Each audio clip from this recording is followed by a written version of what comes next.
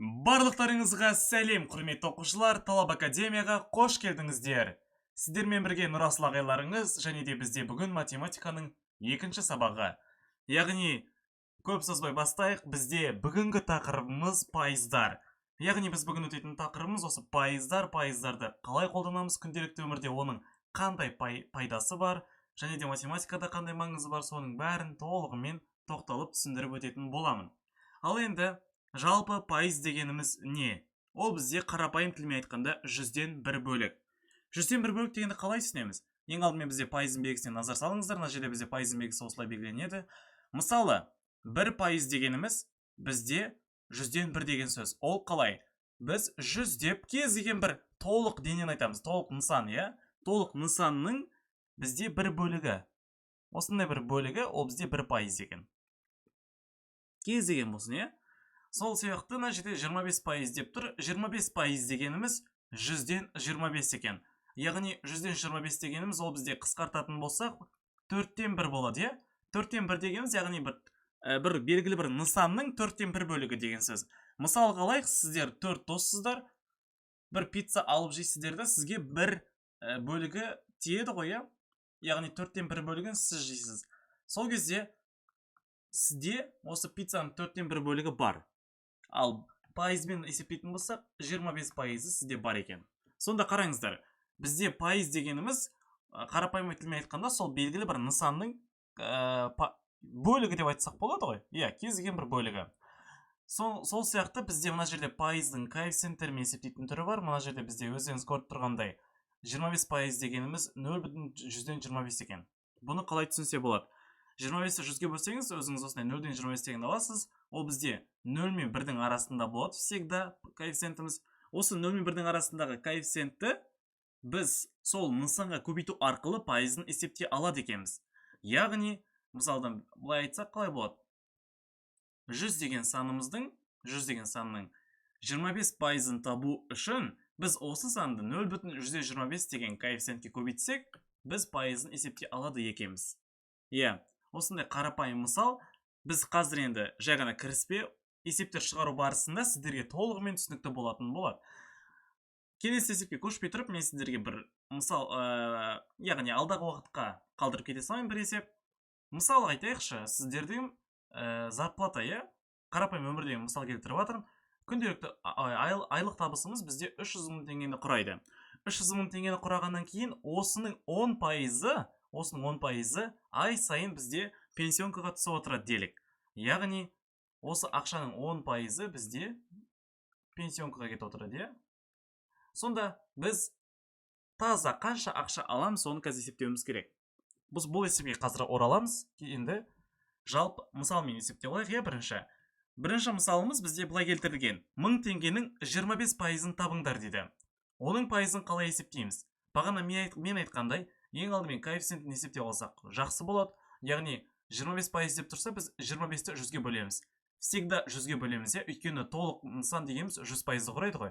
Яғни 25-ті 100-ге бөлейік, ол бізде 0,125, оны көбейтеміз 1000-ға, бізде 250 шығады. Яғни 1000 теңгенің 25%-ы 250 теңге екен. Мінеке мына жауап отыр, иә? Келесі мысал, 600-дің 10%-ы нешеге тең дейді?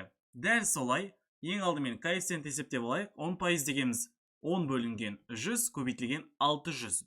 Яғни 0,1 ғой, көбейтілген 600 болса, бұл бізде 60-ты құрайды екен. Яғни 600-дің 10%-ы бізде 60-қа тең, иә? Жақсы. Дәл осылай, енді қараңыздар. Дәл осылай. Мұнан есептеп алайықшы. 300 мың теңгенің 10%-ы қанша? 300 мыңның 10%-ы 300 мың көбейтілген 0,1. Ол бізде 30 мың теңгені құрайды. Яғни 300 мыңның 10%-ы, яғни 30 мың теңгесі бізде ай сайын пенсионкаға түсіп отырса, бізде қанша қалады? Бізде сонда 300 мыңнан азайтып тастаймыз 30 мыңды, бізде қалады 270 мың, иә? Сонда 270 мың теңгеміз қалады, 10%-ы ай сайын кетіп отырады. Сондағы 10%-ымыз бізде 30 мың теңге. Ал енді, достар, құрметті оқушыларым, мен сіздерге бүгін практика ретінде қызықты тақырыппен, яғни бір ерекше түрде алып келдім. Ол бізде қазір практика барысында болатын болады. Оған жетпес бұрын мына бір кестені толтыра салайық. Кестесі 200-дің 10%. 200 көбейтілген 0,1. Ол бізде 20. 400-дің 25%. Көбейтілген 0,25. Яғни 400 көбейтілген 4-тен 1 ғой. Сонда қараңыздар. 100, бұлай қысқартсаңыздар болады осылай. Сол кезде 100 болады. 800-дің 50%. 800-дің 50% дегеніміз, қараңыздар, 50% осы жерде ерекше нәрсе. Яғни тең жартысы қақ бөлгендегісі. 2-тен 1 ғой, былай айтқанда. Онда 400 болады. Сосын 1200-дің 75% ол бізде 4-тен 3. 4-тен 3 дегеніміз, бір аяққа 300 кетеді. 300-ді 300-ге көбейтсек, 3-ге көбейтсек 900 болады. Яғни 1200-дің 75% 900. Енді қараңыздар. Бізде, міне практика бізде аниме стилінде болатын болады. Егер сіздерге қызық болса, осы есептерді қазір шығарайық. Бізде бірінші есеп Узумаки Наруто жайлы. Наруто анимесінен өздеріңіз білетін танымал аниме персонаж. Осы жерде қараңыздар. Нарутоның қазіргі таңдағы чакра қоры 1000 бірлік болған негізі. Соңғы шабуылдан кейін чакрасының 30% ғана қалды дейді. Сұрақ, Нарутоның қанша чакрасы қалды? Бізге ең алдымен былай айтқанда 30%-ын табассақ жеткілікті ғой, өйткені қалды деп тұр ғой. Сонда 1000-ның 30% бізде 0,3 қой. Так. Да. Сонда бізде қанша қалады? 300 қалады, Жақсы. Сонда, мінеки, 1000-ның 30% бізде қанша болады? 300 теңге болады. Ой, теңге деппін ғой. Чакра болады. Ал енді, екінші есеп. Сон Гоку дейді. Сон Гоку базар жоқ. Қараңыздар. Энергия деңгейі 9000 бірлік дейді. 9000 бірлік болды. Супер Саян формасына өту үшін 80% энергия қажет дейді. Яғни бізге Сон Гокуға, бұл енді Dragon Ball'дан ғой, аниме. Осының Супер Саян формасына өту үшін қанша энергия қажет дейді. 80% энергиямыз керек болса, бізге 9000-ның 80%-ын тапсақ жеткілікті ғой. 0,18-ге көбейтуіміз керек қой. Так. 0,18 ол қалай болады екен? 9000-ды көбейтейік, бізде 0,18 дегеніміз 5-тен 4, 5-тен 4. Мына жақта былай кетсін. 1. Так. Получается, 9000-ды бізге 5-ке бөлуге тура келіп тұр ғой. Так, 8. 1800 болады. 1800-ді 4-ке көбейтсек 7200 бола ма? 7200. Получается, бізде Гокуға Супер Саян формасына өту үшін 7200 энергия қажет болады екен. 9000 бірлік энергиясынан 7200 бізге кетіп қалады, сонда. Үшінші есеп, клинок растекающий демоновтан Танзуро Камадоның есебі. Демалу стилінің тиімділігі 100% дейді. Соңғы жекпе-жекте ол 40% ғана күш қолданды дейді.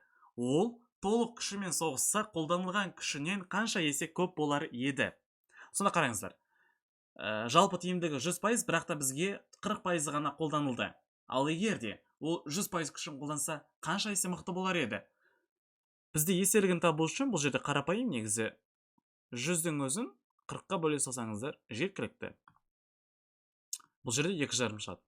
Сонда 2,5 есе көп болушы еді, Жақсы. Төртінші есеп Сатору Годжо, магическая битва анимесінен Purple техникасы, Purple техникасын қолданған кезде қарсыластың энергиясының 60%-ға азайтады дейді. Яғни 60%-ға азайған кезде қарсыластың бастапқы энергиясы 1500 болса қалай болады екен? Қарсыласында қанша энергия қалды дейді. Яғни қарсыластың энергиясын 60% азайтсайды ғой, 60%-ға. Сонда қараңыздар, 1500-ден біз не істеуіміз керек? Оның 60%-ын азайтуымыз керек. 1500-дің 60%-ы 1500 көбейтілген 0,16.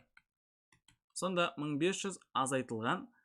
Так, 1500-ді көбейтейік біз. Мынаның коэффициенті қалай есептеледі бізде? 5-тен 3 болады. Тыш. Мына жерге 300 көбейтсек 900 болады, Сонда 1500-ден 900-ды азайтатын болсақ, бізде 600 қалады.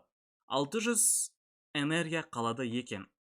сонда мысалда оның қарсыласы бізде кім? Сукуна ғой да. Сукунамен төбелсе, Сукунада бізде 600 қалады ғой сол кезде.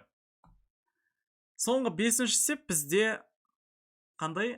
Луфи, яғни One Piece анимесіне Луфи персонажымыз Gear 5 формасында шабуылдың табыстылығы 75% дейді. Яғни 5-й гир бар, соның табыстылығы 75% ғана. 12 шабуыл жасаса, соның қаншасы сәтті болады дейді. Сонда қараңыздар, One Piece'тегі осы Луфиіміз бізде 12 шабуыл жасады, соның 75% ғана сәтті өтті деген сөз ғой. Сонда 12-ні көбейтеміз 75%-ға. Так, 75% дегеніміз 700 бөлінген жүз ғой. Яғни ол қанша бағанан бізде 4-тен 3 бөлігі. 1, 3-ті 3-ке көбейтетін болсақ 9. Яғни қараңыздар, 12 шабуыл жасады, соның 9-ы ғана сәтті аяқталды. Яғни 75%. Жалпы, құрметті оқушыларым, егер де сіздерге пайыз тақырыбы түсінікті болса, бізде бүгінгі кіріспе тақырыбымыз осымен аяқталады. Неліктен? Себебі бізде бұл жағына оңай тақырып негізі. Ал ұбт-да осыған ұқсас есептер міндетті түрде болады. Ал біз математика, яғни осы математикада кездесетін пайыз есептерін алдағы уақытта міндетті түрде талдайтын боламыз. Сол себептен бұл бүгінгі тақырыбымыз өз мәресіне жетеді. Сіздермен бірге болған Нұрасыл ағайларыңыз. Бүгінгі тақырып, бүгінгі сабақ сіздерге ұнады деген ойдамын. Ал енді келесі кездескенше деп айтайын, сіздермен бірге болған Талап Академия, талаптарыңа нұр жаусын.